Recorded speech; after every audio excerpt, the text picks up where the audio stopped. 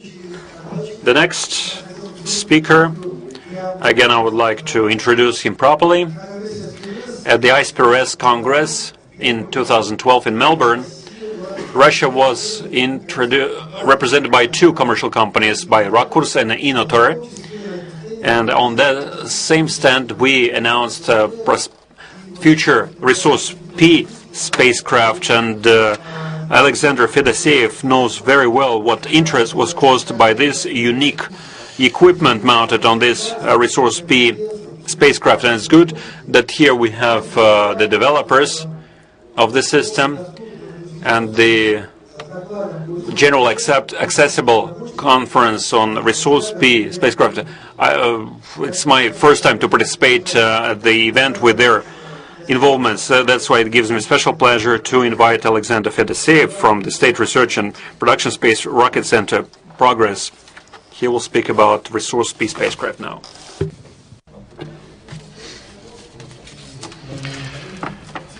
Good afternoon, distinguished colleagues. Thank you for this warm introduction, Mr. Chairman. My presentation will be dedicated to Resurs-P, as you realized by now.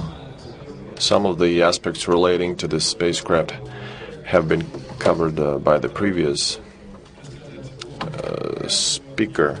I wanted to delve into more detail to share with you how it can provide a wide range of tasks, how it can be used by end users, because they have been waiting in anticipation the launch of Resurs-P. The Resurs-P creation has been the next step in Russian remote sensing, satellite designing and production. It's an important milestone in Russian remote sensing. The launch of the first spacecraft in Resurs-P line, there will be 3 of them, as you know, took place on the 25th of June this year from Baikonur. The spacecraft is designed for Earth remote sensing and to transfer data to ground station for distribution of data for wide applications in the interest of various customers. First of all, these are the ministries, agencies, and also to use the information for international cooperation in environmental control and other relevant issues relating to remote sensing. Also, the spacecraft was designed by CSKB Progress Center. The general look of the spacecraft is here. It weighs nearly 6 tons. As you can see, outwardly it resembles the Resurs-K. Resurs-P is singular in that it goes equipped with 3 types of imaging equipment, which has dramatically increased the acquisition capabilities. The imaging equipment has optical and electronic equipment, geoton, multispectral device, which includes equipment of high resolution and medium resolution. It also provides for multispectral applications. At the moment, there is not a single remote sensing spacecraft that has this unique combination of imaging equipment. The Resurs-P operates around sun-synchronous orbit, which provides good conditions for observations from one altitude in similar lighting conditions. The revisit time is 3 days. Resurs-P is based on what Resurs-K had. So we can see comparisons between these two spacecraft.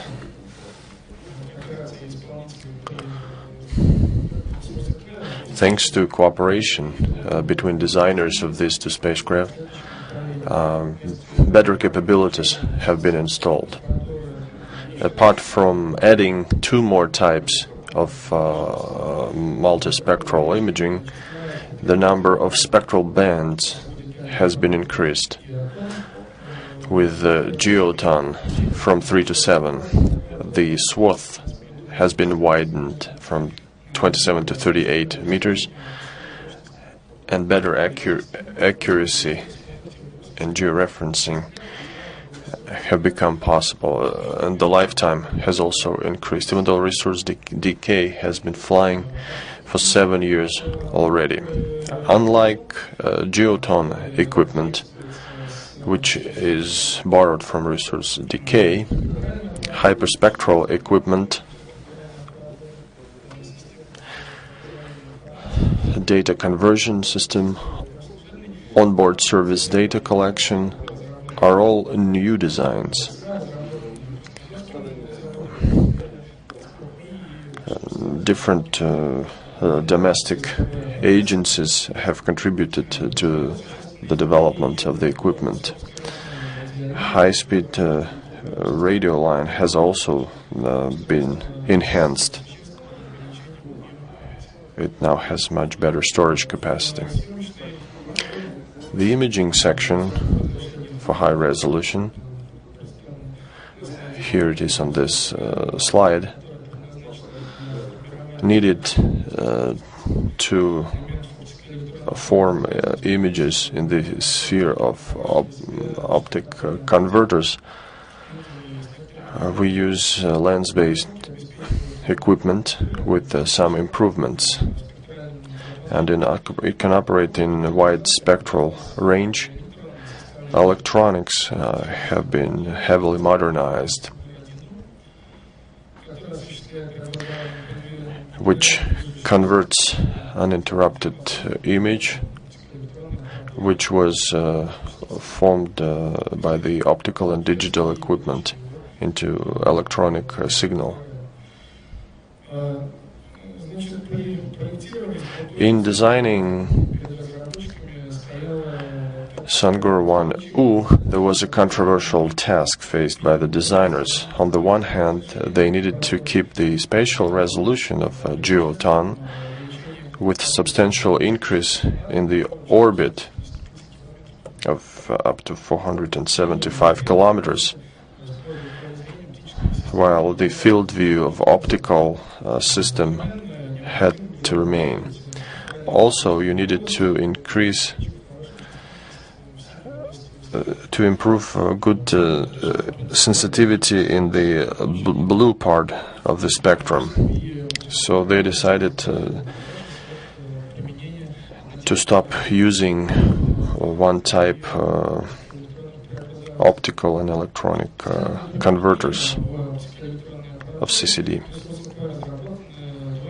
2 types of CCD arrays have been designed that operate in the mode of time lag and accumulation. So there are 2 types of optical converters, panchromatic and multispectral. This is the structure of focal plane of resource decay and Resurs-P.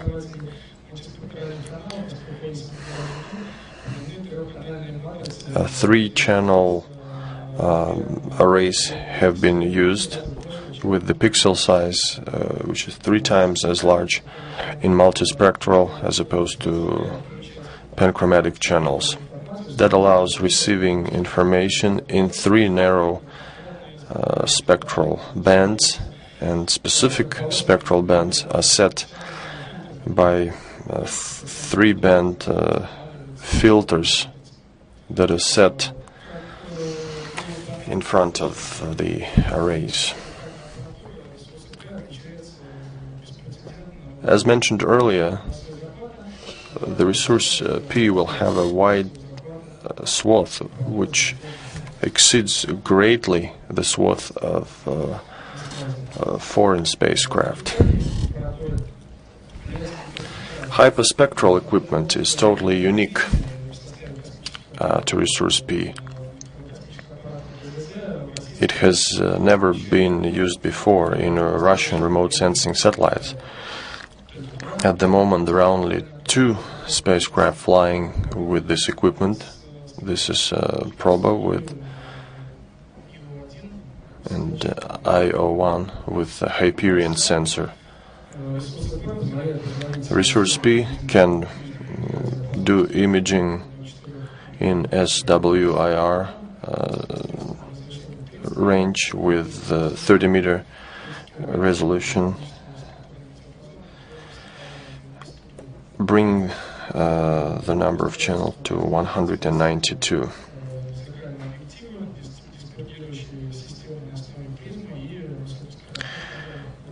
It uses fast CCD matrices in near infrared range. It has 2 devices, like I said earlier, with high resolution and medium resolution, and they can operate together and independently. Their characteristics are determined by linear photoreceivers with the line length of up to 8,000 pixels and special telemetric lens with various focal distances. Each camera provides panchromatic imaging and 5 narrow spectral bands, RGB, and 2 near-infrared channels. High-resolution camera has a swath of 96 kilometers with pixel projection of 12 meters in panchromatic mode and 24 meters in multispectral mode. Medium resolution camera has a swath of 440 kilometers with pixel projection of 60 meters in panchromatic mode and 120 meters in multispectral mode. So this set of channels and resolution provides for a wide variety of tasks, ranging from atmospheric observations to vegetation observations. Wide productivity of spacecraft provides for a wide range of modes that can be used.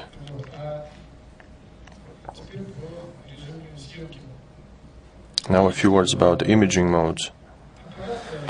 The spacecraft provides imaging in object and corridor modes from 2 to 300 seconds with the permanent roll and pitch.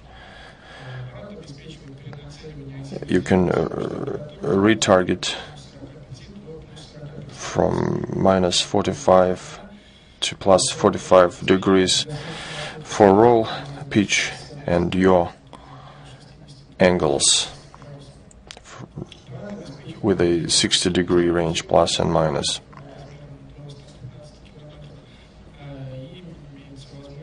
It is possible to use equipment with various mixes of object-based and corridor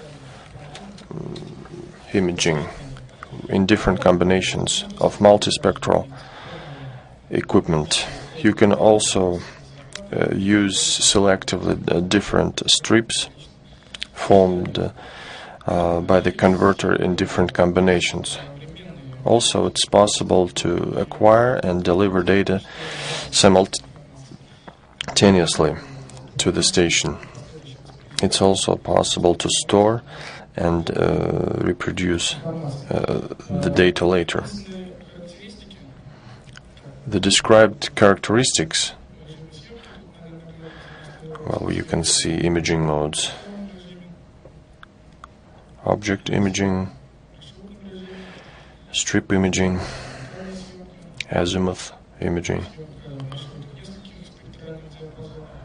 strip imaging in different spectral ranges, high detail and hyperspectral equipment imaging in parallel, and stereo imaging. These features describe areas of application of information from A.Fedoseev-Resurs-P. The data can be used in different fields of economy. The number of tasks increases as areas of applications vary. First of all, the toolkit on thematic processing relates to hyperspectral information that represent a wide array of information from which you have to identify valuable information relevant for task in hand.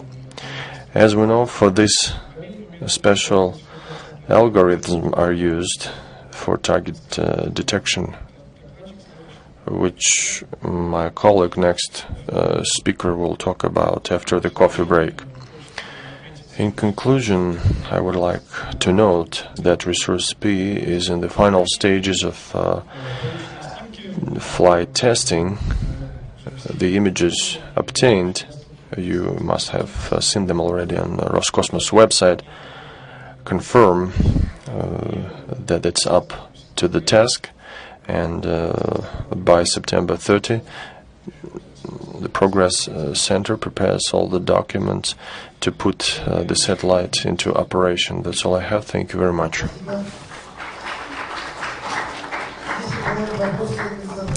Are there any questions for Alexander Andreevich? Please. Alexei Pishkun, Russian Space Systems. Can you tell me, do I understand you correctly about stereo pairs? 115 kilometers, the length of the strip, right?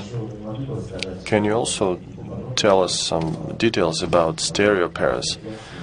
Maybe convergence, this sort of thing.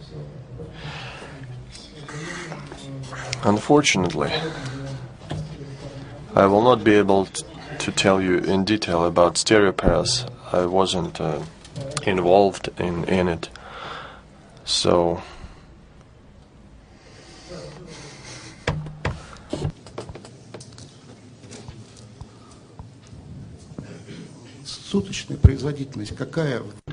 what's the acquisition rate, daily acquisition rate in panchromatic mode?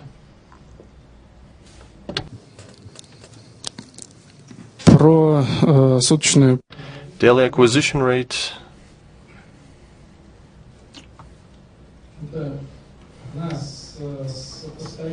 It's comparable. It's comparable to acquisition of resource decay.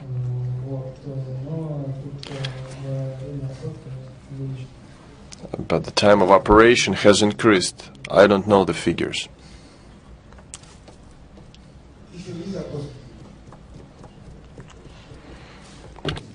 Да, Александр Александрович.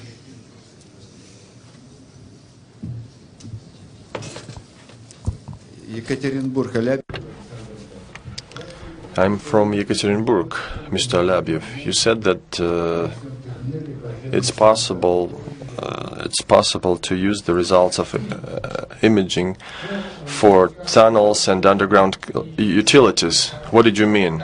As with the resource decay, there are techniques developed by our specialists to locate some objects underground, I mean archaeological sites, and this is what was meant on the slide. Any other questions? Of course, I'm sure people have many more questions, but for that we will need a separate workshop on Resource-P to know more about it. If there are no further questions, shall we let him go? Yes, you can go.